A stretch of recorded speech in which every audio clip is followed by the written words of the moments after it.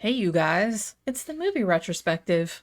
Going back to the 1970s for this one, a movie that maybe if you were just kind of watching it, you weren't really paying attention, that you might think was a Hammer movie, but no, it's not a Hammer movie. It's actually from their sort of rival studio, Amicus, It's a pretty good movie. and this is called Yeah. And Now the Screaming Starts. Yeah. Sometimes with a exclamation point, sometimes without. It still delivers like a Hammer film, good looking European girls, boobs, boob fest. Although it's not multiple boobs in this one. It's just one lady's boobs. Mostly one boobs, yeah. And one Actually, woman's no. ass. One woman's ass. Yeah, she was kind of big fine for her time too. She was cute. She was big fine. For her time, yeah. The dudes that were gonna abuse her said something like called her buxom. I think. Yeah. Buxom. Yeah, it was a good flick. It's kind of like it's almost kind of like I said, like a British Hammer horror film take on kind of like The Hand. If you saw the Michael Caine movie, The Hand, it seems to be that, but there's more to it than that. There's curses and fucking ghosts and shit involved. Ghost rape. Yeah, there's all kinds of weird stuff and vengeance Everyone's and like, stuff. ghost rape. Now you've got my Yeah. attention. It's pretty good. It's a pretty good movie. One of the things I liked about this movie versus say like a Hammer film, I think was more of a grand production, a lot more sexual really when you really get down to it. The Hammer Yeah. films, all right. But what I liked about this movie is that it was not dialogue driven. It was a visual film. It was very visual. It had dialogue in it, but it was mostly about visuality. Yeah. If that's a word. Visualization, Yeah. visual or something. Well, no, it was just it was showing, not telling. If you know what I'm talking about. Yeah. I mean, they had to have more dialogue toward the end as they were Right. like explaining the mystery and stuff. Right. Yeah, so this came out in 1973. Its main title that it's usually known by is And Now the Screaming Starts, but it's also known as Fengriffen or Bride of Fengriffen. I guess the novel that it was based on was called Fengriffen. It was by David Case. So That title makes more sense actually. it does. There is a lot of screaming in this movie, I will say, but Yeah, but that's awful vague. That sounds like something the Italians would call their movie. it really does sound Yeah. like that. Now, like I said, this is an interesting movie because, as I said, this is not Hammer. It's actually Amicus. And if you know anything about British horror, Amicus, what they usually did was, one, they were primarily known for doing anthology or quote unquote portmanteau movies, like horror anthologies. And almost all of their movies were had contemporary settings, whereas Hammer was more known for their gothic stuff. So this was a very unusual Amicus film in the sense that it is one, full-length film rather than an anthology, and it's also set in the Gothic time period. So you can kind of see that Amicus, I think at this point, like early 1970s, I think even Hammer was starting to have like diminishing returns on a lot of their movies because their movies were kind of going out of fashion. And you could see that like the Hammer ones in the early 1970s, they even tried to do more like gothic stuff, but in a more contemporary setting, like, Dracula 80, 1970, or so, where the monsters were coming to the groovy modern era. Yeah. What was then modern. So it was very strange of Amicus to kind of want to go back to, I believe this is set in the 1700s. Well, no, both 17 and 1800s. Yeah. Remember, because it takes place across a couple generations. Yeah, like 2 or 3. I think it's Right. like a 50-year Right. time span. So it ended up in the 1800s according to what they were wearing. Yeah, I guess so. Yeah, because when I was watching it, I couldn't figure out what time period it was because I'm like, it's a time period you don't often see. Like the costuming was a little strange. I But, believe it ends in the early 1800s. Yeah, because I think that Yeah. initially I think it was supposed to be set in 1795, maybe. Yeah. Something like that. But yeah, so the thing about Amicus and Hammer, I hate to call them rivals necessarily because they borrowed a lot of the same directors and same actors and stuff. Peter Cushing is in this, and it was directed by Roy Ward Baker, who did a bunch of Hammer movies. He did Quatermass in the Pit. He did, and then he did a bunch of Amicus ones too. He did Asylum. He did Vault of Horror. He did all that kind of stuff. So they, borrowed back and forth a lot. So the interesting thing about this too is that when I first saw it, like when I saw the house, like Fengriffen Manor or whatever the fuck it's called in the movie, I was like, God damn, there's that fucking house again, because that's in like so many movies. That is well, I looked it up and it's like a pretty famous house in the UK. It's called Oakley Court. It's a hotel now, but I guess when Hammer first started out in 1949, that was like their headquarters for a year or two, and they did like some live productions there. They shot a bunch of their movies there. Also, you know where I recognize it from? Rocky Horror Picture Show. Yeah. That was like Dr. Frankenfurter's Castle in Rocky Horror Picture Show. All right. So, and like I said, this has a lot of the same actors. It says, you know, Stephanie Beacham's in it. Patrick Magee is in it. You know, so there's a lot of, you know, Amicus players and Hammer players as well, like in this movie. So, all right. So let's talk a little bit about the story of this, because this one's kind of a weird one. So this woman who is, her name's Catherine, and she's just married this, you know, upper class twit type dude, Charles Fengriffen, and they're going back to his palatial estate or whatever. And pretty much from the jump, it does seem like it's really funny because, like, literally, like 2 minutes after the movie starts, I was like, "Boobs, Tom, boobs." This is the thing, man. I missed it. That's the thing, man. The British studios were.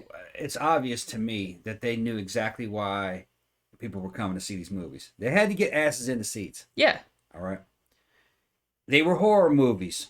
They had good-looking people, both male and female, in the damn movies, in these badass costumes. The women were, of course, they were fucking sexy. It was boob fest. All right. And there were sexual undertones and overtones. I mean, I would think that the Hammer films were a little more intense to this. This is a good movie, but the Hammer ones were a little more intense. It was more women, all of them real good-looking, more boobs. More sex. I mean, they're getting down to with Carmilla, the lesbian vampires and shit like that. It's just like, yeah. I mean, they weren't softcore porn, but they were sexual. They were a little racy for the day. Yeah, they stayed. You know, it was 60s and 70s. Yeah, they could get away with all kinds of stuff, sexual revolution stuff, and so people went and saw them. They were good. I feel like Hammers were slightly gorier as well. Yeah. The Amicus ones tended to be a little less gory. Yeah, women were going to see it because there's an element of romance to them. They were stylish looking, you know, stylish sets and stuff. They were sexy. Guys were seeing them because the horror, the blood, the fucking boobs, and fucking, you know what I mean? They were good stories. They were just good stories. Yeah. I couldn't see why they went out of fashion, but they were good stories. They kind of can come back around to fashion. They're gothic. Yeah, and I feel like, you know, probably 10 years ago or something like that, they had a little bit of a gothic mini resurgence. You had, like, you know, there was a remake of The Woman in Black. They did Crimson Peak. They did all that kind of stuff. So, you know, it's kind of, you know, and look at fucking Twilight and shit like that. That's kind of like a gothic story, too. So, you know. So far, you know, I haven't seen them all, but so far I like the Carmilla one the best. Yeah, that's probably my favorite as well. I don't know. It's hard to pick. Yeah. I haven't seen all of them, but I have seen a lot of the Hammer and Amicus movies. Yeah. The Carmilla one was pretty sexy, I think. Well, who doesn't love lesbian vampires? Come on now. Yeah, and it was nothing but just good looking women. And men trying to stop this lesbianism. And everyone watching is like, no, don't stop don't it. Stop it. Yeah. Why are you trying to stop it? What's the matter? Yeah. Right? It's fucking fun. I know. So, all right. So Catherine marries this dude, Charles Fengriffen, and they go to his, you know, family's estate or whatever. And actually, they get married there, don't they? Because they show, like, briefly at the beginning. Now, pretty much immediately, she's kind of wandering through the portrait gallery, and he's like, and this is my great-great-grandfather, this person, and this is my great, and she's like, oh, fascinating, you know what I mean? Pretending she's interested. So, you know what I mean? Yeah. So then she sees this one painting in particular of this dude. He doesn't look super sinister or anything in particular, but she just really, really does not like this portrait at all, and she's kind of like mesmerized by it. And then all of a sudden, jump scare, this big fucking bloody hand like pops out of the painting, and I was like, oh, you know, nice one. I wasn't expecting that. Okay. Now, that particular night, I guess that she's waiting in her room for the wedding night lovin' or whatever. Yeah. And the husband is going to his quarters to do whatever it is he has to do, like before this all can be consummated or whatever. And so while she's in there, she gets all her little nightie on and fixes her hair and everything. And she like gets in the bed. And then all of a sudden, because they've showed like prior to this, there's like a little severed hand kind of like walking around, you know, like thing in the Addams family. It's actually not bad for like 1973. Looks good, yeah. I mean, you can tell that it's, you know, a mechanical hand, but it still looks, I mean, the outside looks pretty good. It's like a little severed hand going. Yeah, and the font and everything. I like the font for the fucking credits. They had that 70s. It's the same font from Excalibur. and it does kind of feel like it's from that same era of the movie Excalibur. Even though Excalibur didn't come out till 1981. No, I thought it was late 70s. I thought it was more like 78, 79. I'm pretty sure it was 81. It still looked about the. The 81 was still 70s. It was still 70s, fair. yeah. The font that they used for this movie, I told them, I was like, that is the entire decade in the 1970s in one particular font. I feel like they use that for everything. Yeah.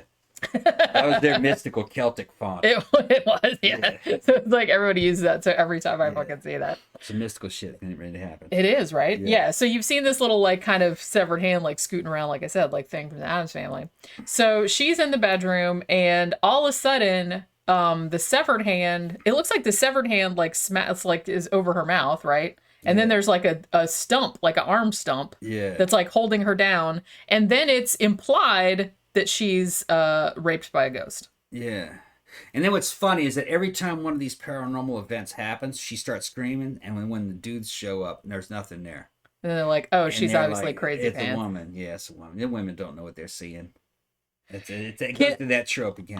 Women don't know I felt for this poor woman because the thing about Catherine in this movie, so it's like every time she knows pretty much immediately, because like I said, the night she gets to the house and sees this weird ass painting with a hand popping out, and then she gets raped by a ghost for fuck's sake, like the first night. Yeah. And then her husband's like, "What are you screaming about?" And she was just like, "What? Okay, so it's gone now. Whatever." Yeah. Women don't know reality. All right, and then like too, like when her, even though she just got raped by a ghost. Then her husband's still expecting, like, oh, it's wedding night sex. She's like, okay, I got to go through with this now, because even though I just got raped by a ghost, but he doesn't believe her, right? Yeah. So it's like then, while they're getting down, then she looks out the window and sees a dude out there with no eyes. Yeah, ghost with no eyes. Yeah, he's like those big bloody sockets and shit like that.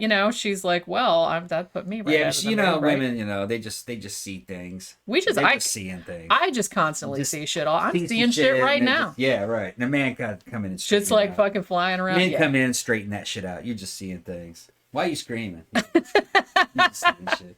This is kind of like that trope writ large. Yeah. But the thing about it, it's like the reason it doesn't bother me that much is because the woman always turns out to be right. There really is supernatural shit going on. It's just the men are too dumb to like see it, I guess. What's funny is that I think that trope kind of played into the stereotype in the paranormal scene that women are more sensitive than men. Yeah, that's exactly why. I think, you're getting that from the movies. In the movies, the fucking it's written that way. You know what I mean? To suspense that. To make the woman like she's privy to some secret knowledge, the ghosts are picking on her. Yeah. All right, she's not crazy. These men are crazy. That's what the story means. These men can't see the truth. Yeah. That's really what it is. I mean, pretty much. Yeah. Like I said, it really does go back to that women are more mystical and in tune with like forces that dudes don't understand. Me and Jenny are always fucking around about women don't know what they see, because that's what the man is saying in the thing. In these movies, but that's playing into a kind of a feminist stereotype that the men are saying the women are crazy. That's not what the story. You're misinterpreting what the story meant. The story means that the men can't see what's really going on. The woman does. Yeah. That's what it really means. Well, yeah, because like I said, the women always are right. Yeah, they all end up being right, yeah. The thing that is, okay, so the really frustrating thing about this for the character, and like I said, I really kind of felt the shit, because she sees all this crazy shit happening. Obviously, the dude is not seeing any of it. Her husband's not seeing any of it. So she maybe starts to think, well, maybe I'm not, I don't know. But then she's actually got her shit pretty much together, because she's like, okay, something weird is going on in this house. My husband knows some weird shit. The servants know this weird shit, and no one's telling me. So she gets like really frustrated about it.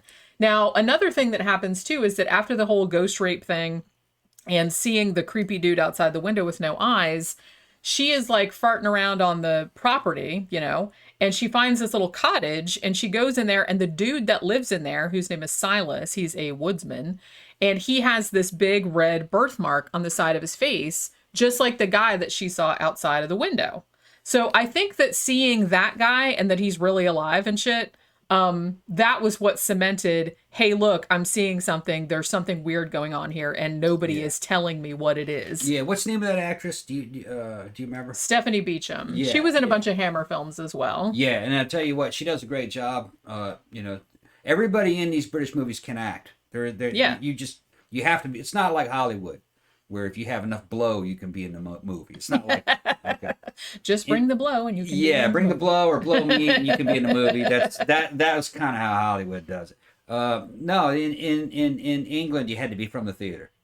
And another thing is, and it's part of this. It also a thing about good British movies of this era, and a lot of movies of this era. Some of the American ones were like this too.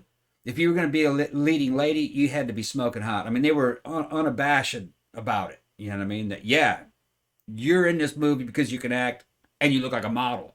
Yeah, and also titties. Yeah. So, because people pay to see good-looking people back then, I think they still do. Yeah. So they knew what they were doing, and she's smoking hot. She fits the character. Yeah, like I said, she was in a shit ton of movies. Like probably not just Hammer, but she was in some Hammer, and I think she was in other Amicus ones too. And they were fair. They fucking brought in eye candy for the women too. You know what I mean? They could put macho type dudes, and then they understand how kinky certain women are because shit, they're bringing in fucking Peter Cushing, and he's a sex symbol. Yeah, with his skinny fucking with his fucking cheekbones. Women had a thing for that old dude. He looked good. Well, and the thing about this one, spooky looking. He is spooky looking. Yeah. And I dig that, see. Yeah. Well, the thing about it is that in this particular movie, and this is kind of sad, I don't mean to bring everybody down, but in this particular movie, he was like maybe a little bit thinner than usual because his wife had only died like a year or something before, and he was still. Because I was watching an interview with somebody that worked on the movie, and they said once his wife died, he was still in movies and he still gave his all and everything. But they said he was just really just waiting to die to join her. Waiting around to die. That's basically what he said. Yeah. He'd lost a lot of weight and he was kind of... It's insane how skinny that dude was. He is very skinny. I mean, I'm looking at that dude, I was like, man, does he have back teeth? It almost looks like he doesn't. Yeah. Because I was looking at him too. I'm like, damn. They're only he's got teeth in the front. Does he have any teeth in the back and the sides? His cheekbones are just, they're like razors. It's almost kind of like you'd have to damn pay for cosmetic surgery to get cheekbones that much. Now, I know that his arms at the bicep were probably about the diameter of my wrists. I mean, he was a skinny dude. But that was just some badass cheekbones on that man. I know. He probably had the world's best cheekbones of all time. And he's a legend in America just from that one role out of fucking Star Wars, him playing fucking General Tarkin. Yeah. Fucking, and it just, that dude, perfect for that role. Perfect. Yeah. He's just, how do you not, like I said, how do you not love Peter Cushing and Christopher Lee, man? It's like, you know what I mean? They're fucking, everybody loves them. Come on.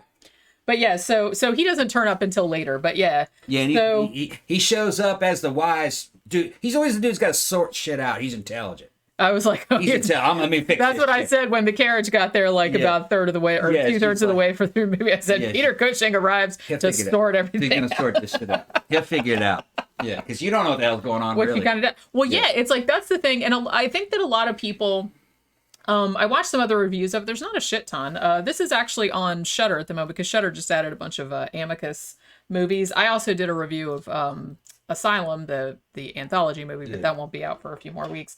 But so it's on Shudder in the US if you want to watch it. But I think that some people complained, it's a little slow, or it was a little... I didn't really find it... I mean, I could see how somebody might think that, but...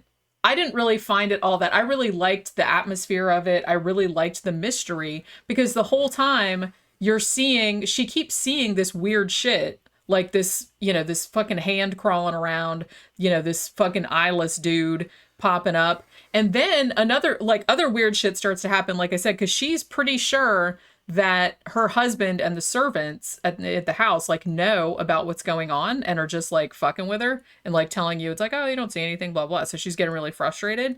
So you have that whole aspect, and then what starts to happen is that some of her servants start feeling bad for her and are like, okay, well, I'm going to tell her what's going on. I think the first person that feels bad for her, she goes to see the family solicitor. And he's kind of like, okay, well, I'm not really supposed to tell you. I'm kind of, I'm kind of afraid to, but your husband said not to, but I'll come by tonight and we'll all talk about it together. And then he coincidentally gets axe murdered on the way to the house that night. And then subsequently, every time someone's going to tell her what the fuck is going on, one of her servants is going to tell her, and then she gets fucking strangled by a ghostly severed hand. One of the other servants is going to tell her, and she, but it always like looks like an accident, like, oh, she just fell down the stairs, or she just had a heart attack or whatever. So at this point, she's just like fucking losing it, because she's like, I feel like everybody knows what's going on. 3 people that were going to tell me what was going on have died. But with plausible deniability. So the husband's just like, oh, the first guy just got murdered by highwaymen, and the other 2 were just accidents and natural causes and all this other kind of shit. But the whole time that the husband fucking knows what's going on, and he's not coughing it up. Yeah, he knows something about it. Some of the servants know. Yeah. But what's funny is that you said that some people say that it's kind of slow, the first part of it. The reason why they're saying that is because there's not a lot of dialogue. It's showing you stuff that's happening, and there's not a lot of explanation. So it seems like it takes a long time. But Hammer did that too. Yeah. The difference is that Hammer padded would have padded that time out with a lot more boobs. Yeah. That's what they would have done. They had padded that shit. They had made sure they had all the servant girls with the bustiers and the shit popping up. Fucking the woman would have had a couple more hot friends to always comment, and they had the tops of the booth popping up out of there. Little muffin top. Yeah, and then they would have been like leaning over the bed to ask her the question, So that would have padded that out, and that's what's missing from this movie. That's why they're saying it's a little bit slow. Hammer would have fucking put a lot more eye candy in that first 1/3, first half of the movie would have been a lot more of that, and you wouldn't have noticed it. Yeah. You know what I mean? Or at least a dude wouldn't have noticed. Because it's just like, all he sees is the dancing boobs across the screen. And like that keeps him entertained. The same scenes, it would have been the same shit would have happened, and just that some boobs would have been watching it happen and reacting to it to happen. You know what I'm talking about? The boobs react to it. Because, let's be honest, some of those girls in those Hammer movies were there because of their boobs. Well, yeah. And they were just, okay, we need you to stand here in the corner. When this shit happens, scream, and we'll zoom in on your cleavage. Okay, and then we'll go in, and they were doing that. Let's see how the boobs feel about this. Yeah, let's see how the boobs feel about it. Yeah, they were doing that. It was boob reaction videos. The boob. Yeah. Oh my God, that should be our new channel. Boob reaction. How did my boob react? Yeah. To various situations. That was Hammer's game. Yeah. Hammer knew what it was doing, But yeah. Okay, this is gonna happen. It's gonna come through. When we need a servant girl over here to scream when it's happening, who's got the biggest boobs? Yeah. Okay, yeah. Hike him up a little bit higher. Okay, darling, standing in the corner right here. We get the camera. Action. You know what I mean? And then so that way it was just a constant stream of that kind of shit happening. Yeah. In a Hammer film. Yeah. That's it was. Yeah. All right. So, like I said, now every time somebody's trying to tell this poor woman what the fuck is really going on, that person mysteriously dies. Also, that Silas, the woodsman, the guy that lives out in the woods with the weird birthmark, he's up to some creepy shit too, because at one point the husband, Charles, like rides out there and is like, hey, I just want you off this land. And he's like, nah, I don't want to leave. Even though the guy's like, hey, I'll give you all this money. You can move to London. You can do whatever you want. I'll give you as much money as you want if you leave, because you're, making my wife upset. And he's like, nah. So that there has to be some kind of, because he makes these like really weird statements about, the land and about his father and grandfather and shit like that. So at one stage, if you will remember, Catherine has been raped by a ghost, right? Now, she also had sex with her husband, so, it could go either way. But so they call this doctor, who's played by Patrick Magee, and his name's Dr. Whittle, and he shows up and he's like, oh, guess what, Catherine, you're pregnant. And she's like, oh, fuck me. And so they're like, okay, well, she's not happy about this. So then Dr. Whittle goes and talks to Charles, and Dr. Whittle knows what the fuck is going on too, but no one is going to tell us, and no one is going to tell him, because they're just like, well, don't you think you should tell her now that she's pregnant? This might go badly or whatever. Now, the thing about it too is that finally, she's just like fucking losing her mind, because she just knows something's going on and no one's telling her. So at that stage, Charles calls in Peter Cushing to, like I said, sort everything out. Now, he plays like a psychiatrist, I guess. He's supposed to be a psychiatrist named Dr. Pope. And he shows up with his fabulous, fabulous outfits. Holy crap, he's got some great fucking outfits. And his fucking cheekbones. And his cheekbones. Yeah. His cheekbones will fix everything. Cheekbones increase your IQ by 40 points instantly. Become a genius. Make you a lot smarter. Yeah. Yeah. So Dr. Pope, he comes there and he tries to sort out like what is going on with her. And she tells him about all the dreams she's had and how she thinks everybody knows some information that they're not telling her. And it's upsetting. So he tends to think he's like a man of science and everything. So he doesn't think there's anything supernatural going on. He doesn't think she's crazy, but he just thinks, oh, maybe because she's pregnant or maybe it's all anew. Maybe the stress is just too much for her, whatever. Now, he actually goes to talk to Dr. Whittle, the other doctor, and Dr. Whittle is about to tell Dr. Pope about the shit that's going on, and then Dr. Whittle drops dead. So at this point, Dr. Pope's like, this is really weird. So finally he goes to Charles. The husband is like, look, motherfucker, tell me what the fuck is going on because everybody's just like dropping dead and this is not cool. And Charles is just kind of like, well, it's just a legend. I didn't think it was true. And he's like, bitch, tell me what the fucking legend is. So what the legend was that Silas, the dude that lives out in the woods, it was his dad, right? Okay. Yeah. So his dad also, who's played by the same actor, and he had like the same, the same birthmark and all that other kind of stuff. It's like a red diamond. Yeah, it's kind of like a what do they call that? A port wine stain or something like that. I think they call it. Yeah, it's like just this red, kind of like diamond shape. Yeah, it's like on the half of his face. Yeah. And so Silas's father, whose name was also Silas Senior, we'll call him. He lived in this cottage. He was a woodsman too, and he worked for Charles's grandfather, who was a real piece of shit.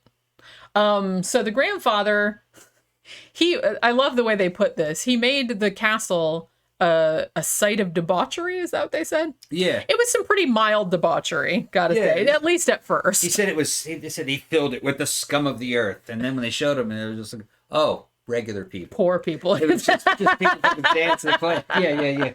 That's what we kind of laughed. We started laughing. Oh, it's like, fucking, it's the peasants. Yeah, they were playing drinking games. Yeah, they were just like drinking. Singing and fucking having a good time. Yeah, they weren't like sacrificing babies or nothing like that. It was just, it was pretty mild, like partying. Yeah. But it actually gets worse from that. That wasn't the whole well, that was a subset of people that went out to go do the crime. That's true. That wasn't all. It wasn't the general population in there. Yeah. You had women in there, and the women wouldn't have stood for that, I don't think. Well, I would hope not. Yeah. But back then, maybe you would have because they'd have fucking slapped your ass around too. But yeah, so I don't know. I fucking read some contemporary stuff that happened during those witch trials, and those women were boisterous. They would speak up about, hey, don't do that shit. You know what I mean? But some of them did, yeah. Yeah, so some of them did. They weren't all shrinking violets. No, they had balls back then. Some of them girls. Yeah. Oh, I know they did. Yeah. So the thing about it is that the grandfather, it's like after he's gotten sick of this kind of just like boring debauchery, so he takes like him and some of his like little posse or whatever, and they're like, hey, Silas Senior, the woodsman, he just got married today, so let's go fuck with him a little bit. So then they go out to the woodsman's cottage, and basically before Silas Senior has even got in the new wife, he's been giving her a bath. They're doing a whole thing. Polishing up his brand new woman. Polishing up the brand new woman. Yeah. Well, And she's cute. Yeah. Her name's Ciarra, real, right? Yeah, she's real cute. Kind of like a short, stocky Barbie Benton. She did kind of look like that. Yeah, that's what she kind of looked like. Now, I don't want to say short, stocky, but just Barbie Benton was tall. Yeah, she wasn't, I mean, I didn't find her, she's not like... No, 5'5". She's 5'4". Yeah, but she was kind of... she was supposed to be a farm girl, so she was supposed to be kind of strong. Yeah. Stocky. A little sturdy. But shapely. Yeah. She's just sturdy. Yeah. Girl. What would they call that? They would call it. Never mind. They'd have called it porn would have called it a pog. That ass wagon.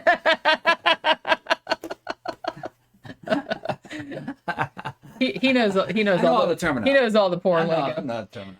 Yeah. So. This is Florida, guy. So Charles Fengriffen's grandpa and his little gang of miscreants busts into this cottage before Silas has even had a chance to take his wife for a test drive or whatever. And they're just No, that was the maiden voyage. Man. That's true. It wasn't even.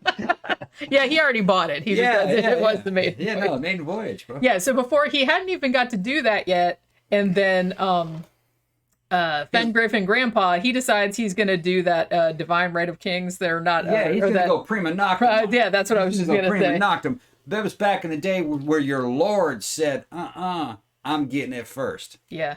And the reason why they did that back then is that they always wanted the damn lineage of the child to be questioned. Yeah. That way, you wouldn't revolt against your landlord if that possibly could have been your father. Yeah. So it was to keep all that revolts into check, and you could get you some free stuff, virgin. Yeah. You know, that shit was going back into Scotland. Yeah. They were doing that. The British were doing that. But yeah, so basically, the grandpa rapes her. Yeah. And then she actually, you know, after because she's like freaking out, screaming, obviously. Yeah. And then like after that shit's over, she tries to attack him with an axe. I was like, man, go girl. Yeah, he rapes her, and he's a dick about it. Yeah. just to put a little cherry on top of the shit He's a dick Sunday. about it too. Yeah. He's not. He tries to pull this fucking divine right, and her new husband. What was his name? Finn what now? Silas. That was Silas Senior. Yeah, Silas Senior. Silas Senior. He's like, those days are over. Says we don't do that anymore. That's not the law. And he's basically saying, I'm telling you what the law is. Yeah, he's like, what the fuck? He's with a gang of dudes. You know what I mean? Yeah. So they beat his ass. They force it to happen. You know, they beat his ass up and shit. You know what I mean? And then they drag him outside and cut his hand off. Cut his hand off for fucking talking Hence shit. the severed hand. Yeah. Yeah, it was rude. It was very rude. It was a tad rude. Yeah.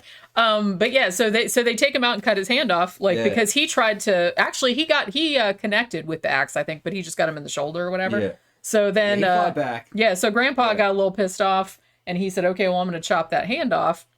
So he chops the hand off, and at that point, Silas Senior basically curses the Fengriffen family, and is saying that the first virgin, I can't remember the exact curse, but it was something like the first virgin bride that comes to Fengriffen, they're going to be violated like my Ciarra was, and you know, it's so the lineage, it's basically like ghost rape. He's basically saying like the curse is going to. Now, when Silas was going to get his hand cut off, fucking his fucking lord said fucking gave him the option. You can beg for mercy. And he's like, nah, bro. And he's like, spits on him. Fuck you. I was like, man, bam, and chopped his hands off. So they're letting you know that, you know, he had do or die willpower. You know what I mean? He had quite, you know, his honor content was high. Yeah. He wasn't going to beg for mercy, even if it cost him his hand. And he didn't even yell when they cut his hand off. And then he just put the hand in a damn bucket of water. And he's just going, I'm so mad. Yeah. Well, you know, he had all this, rightfully so. He had all this psychic willpower, which could summon a curse. That's what they were talking about there. Yeah. So basically, because Catherine, back in the present day, is, you know, suspected that something weird was going on, which is why when she found out she was pregnant, she was really bummed, because she was like, I don't want this baby. She even tried to like stab herself in the stomach at some point, but the severed hand prevented the knife from going all the way through. Like a spiritual hand. Yeah, because it was, well, the curse said that it's like no one could prevent it. Right. You know what I mean? That's why every time somebody tried to tell her what was going on, they would die. They would get killed. So finally at the end, like Dr. Pope says he's going to stay until the baby is born. And so he does. And she's like, really, because we're like, the first thing we thought we're like is that she's going to give birth to a severed hand. I'm like, wow. I was like, that'd be really fucked up. Yeah. If that happened. I was like, I kind of like that idea. I thought it was going to be a little baby hand coming out. A little baby hand. Yeah. That would have been a little weird. But yeah, so she does actually end up having a baby. Now they don't like show it to you right away. You can kind of guess like what probably is going to happen with it. But she has the baby, and you know, you hear the baby crying, and then the husband comes in and looks into the cradle. At which point, I was like, "What have you done to its eyes?" You know what I mean? Because it was kind of that kind of moment. Yeah. And so he looks in there, and he's like, "Oh fuck no!" And he like runs out of there.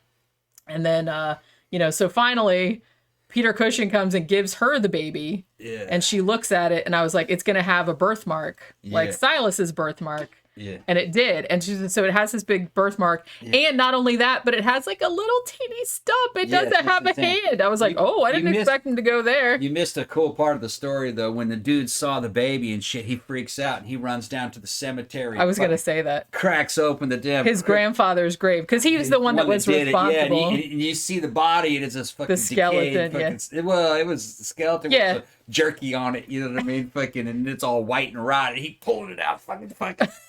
It was so great. Breaking the shit up. Motherfucker! Yeah. This is how much I hate my grandfather. I'm gonna like take his fucking corpse and sling it all over. Cushing was trying to stop it with his knock it cheekbones off. and shit. Fuck you, know what I mean? Don't do it. You know what I mean? And it happens anyway. He's like, oh. And then he was like, that's some sacrilegious shit right there. But I get you. He had the buckle on his black hat, black hat, everything. Looked damn in his pilgrim outfit with the fucking. It was cloak it was he looked cool. yeah. He did look very cool. He had, like I said, he had some fucking badass outfits in this. Good clothes. But I also, I was gonna point that because that was probably my favorite moment of the whole movie when Charles goes to his grandfather's crypt or his tomb rather. And breaks it open with a fucking axe or whatever, and then pulls that body, and he's just like, fucking, god damn it, fuck. Like, you ruined everything. Yeah. Because now I have, like, this weird-ass baby that's, like, fathered by a ghost, apparently. I mean, because he's got, so the baby has the birthmark and doesn't have a little hand. I also liked, too, when Peter Cushing hands her the baby, and she just, like, looks at it and, like, kind of hands it back, and Tom's like, I don't want that. Yeah. No, I don't want that. That's what it sounded like. It fit the image. It really did. That's why it made me laugh so hard because it was just like so fucking funny. Here you take it. Yeah. But so this is I actually really enjoyed this movie. You liked it too, right? Yeah. Yeah. Yeah, it was kind of like a it delivered, it was visual. The sets, costume was good. Acting is really good. The cast is good. Real good, actually. The story was like something that you'd hear from, English, Irish, Scottish folklore, something like that. It sounds like it feels kind of like it's something legendary. Is this a retelling of it's based on a novel, but the novel is from like 1970 or 1970. So it's like a recent novel, but it's a gothic novel. Yeah, it was set in the 1790s. It feels like it's something more like from the 1700s or the 1800s. Something it's all curses and curses of the fathers like into the next generation. My only complaint about it is that it's good as it is, but it would have competed a lot better, I think, against a Hammer film, which is what it was trying to do, if it had more boobs. Yeah. It did need them. Because there was really only, there's one main woman in it, and she had like a couple of servants, and then in the flashback, Silas Senior's wife, they showed her for a few minutes. But it's obvious what it is they're trying to do. They're trying to compete with Hammer. You got to match Hammer in the what do you call it, the sex appeal area of fucking quotient that Hammer had, and it doesn't quite have that sex appeal that Hammer had. Yeah, it's more straight up. It's more just straight up and regular. Gothic I think maybe story. they were trying. Maybe what it was is they were like, we want to compete with Hammer, but we don't really agree with that skin flick kind of approach that they're adding into there. It's just going to be good quality and stories and then maybe they wanted to class it up more. Yeah, it might be that we're going to do a little more conservative, which no, that's not what I would have done in the 70s. Hell no. Yeah, well, if anything, I'd have been more outrageous than Hammer. But I'm American. Yeah. And big difference between the mentality of a modern American and a British studio of that era. Yeah. Maybe they thought the market would be better responsive if it was a little more conservative. Well, maybe because, like I said, because I think that Hammer had started to go downhill at that point, even though they were doing more and more lurid. Maybe they thought maybe they saw it go more lurid, and they thought there was diminishing response. That's what I was. So they were going to take it back. Back to the more classic time. Because, like I said, Amicus, this wasn't usually the type of movie they did. I don't think they did any other full-length Gothic movies. They did a movie back in 1966, I think, called The Skull, and that had a little bit of a Gothic thing, just like in the prologue part, but I think the rest of it was kind of set in contemporary times. Almost all of their movies were set in contemporary times, and almost all of their movies were anthologies. So if you really like a lot of the Amicus anthology movies, I think Severin just put a bunch of them out, like that releasing company. And this is kind of on one. I think they did like a big pack that was like the Amicus like big set or whatever. And but it's so if you like those and you want to see kind of their take on a different genre, it's kind of Amicus doing Hammer, you know what I mean? Yeah. This is actually a pretty good one. And honestly, I really, really liked it. I liked the whole mystery aspect. I didn't really figure out what was going on exactly.